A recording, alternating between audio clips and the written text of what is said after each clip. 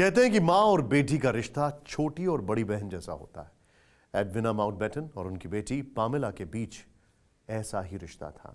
Edwina कई जगह Pamela के साथ जाती।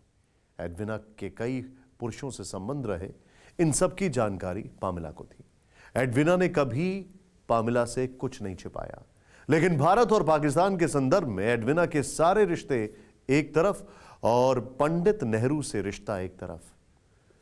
पंडित नेहरू और एडविना के रिश्ते को लेकर कई तरह की बातें की जाती हैं, लेकिन इन रिश्तों का सच पामेला को पता है, जिसे पामेला ने अपनी किताब में भी लिखा है। देखिए टेलीसीरीज का यह एपिसोड, रिश्ते, अ रॉयल कोर्टशिप।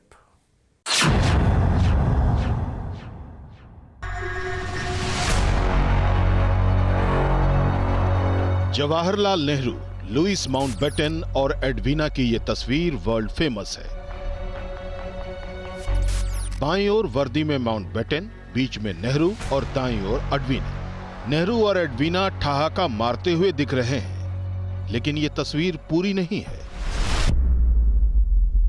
इस तस्वीर में कोई चौथा भी मौजूद था, वो जिसे नेहरू, एडविना और माउंटबेटन से जुड़े कई राज मालूम थे।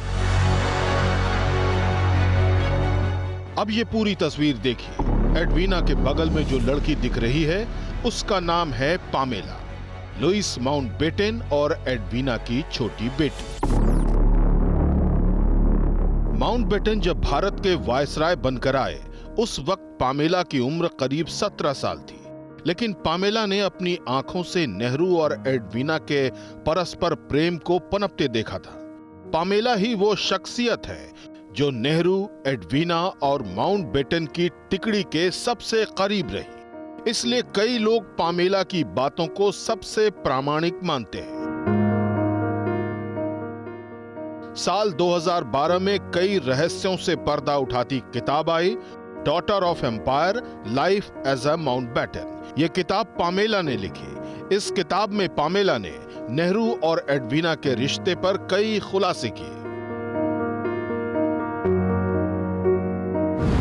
पामेला लिखती हैं, एडविना और लुइस बहुत लंबे समय से शादीशुदा थे और एक दूसरे के बहुत नजदीक साथी भी। लेकिन इसके बावजूद एडविना अकेलेपन का शिकार थी।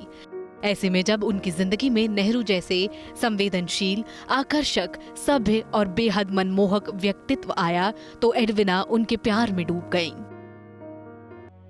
पामेला ने अपनी आत्मकथा बड़ी ही बेबाकी से लिखी है, बिल्कुल बोल्ड और बिंदास अंदाज में। पामेला किसी शर्म और संकोच से परे होकर वो कबूल करती हैं कि एडविना नेहरू से प्यार करती थी। इसलिए पामेला की किताब पढ़ते वक्त ये जिज्ञासा मन में जाग जाती है कि एडविना और नेहरू के रिश्तों की हद कहां तक थी। डॉटर ऑफ एम्पायर में पामेला लिखती हैं, ऐसा शायद ही कभी होता था कि एडविना और नेहरू अकेले होते थे। उनके आसपास हमेशा कर्मचारी, पुलिस और बाकी लोग मौजूद रहते थे। मैं नहीं मानती कि उनके बीच इससे ज्यादा कुछ भी था। नेहरू के रूप में एडविना को ऐसा साथी मिला था जिससे उन्हें सुकून मिलता था। दोनों पर सोलमेट शब्द एकदम फिट बैठता है। इस रिश्ते में दोनों का एक दूसरे के प्रति सम्मान दिखता था। ये गहरे आकर्षण वाला रिश्ता था, इससे ज्यादा कुछ नहीं।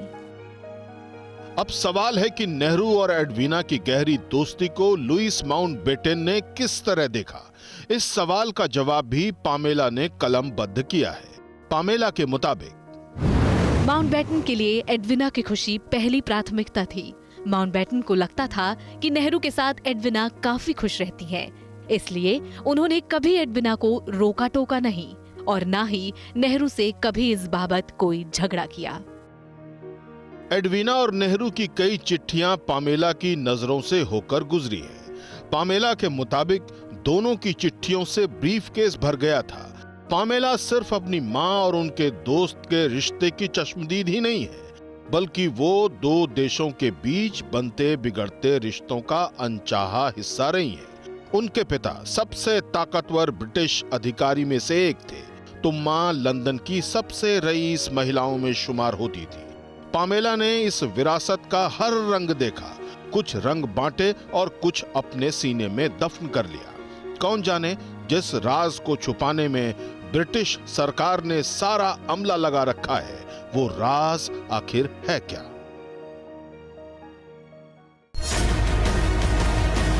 परवाह देश की, सोमवार से शुक्रवार रात 10 बजे TV9 भारतवर्ष पर।